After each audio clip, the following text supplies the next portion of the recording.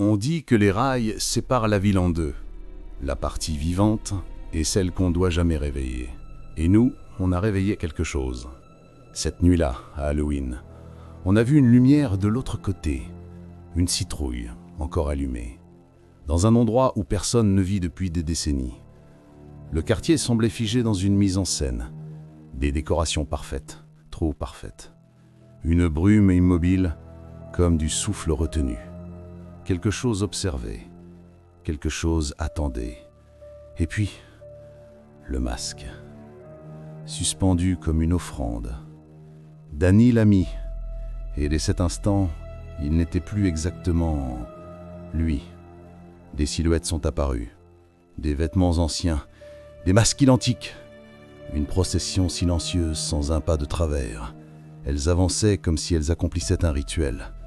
Et Danny faisait partie de ce rituel. On a fui, on a couru, on l'a laissé derrière nous. Et je m'en veux encore. Le lendemain, tout avait disparu.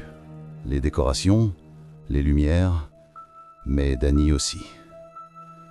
Le quartier n'était plus qu'un tas de ruines, dévorées par le temps.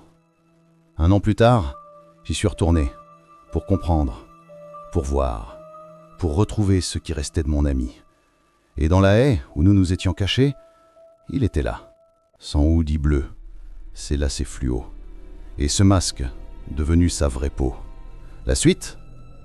Tu ne pourras pas la supporter si tu as le cœur fragile. Regarde l'histoire complète, sur Nuit d'horreur.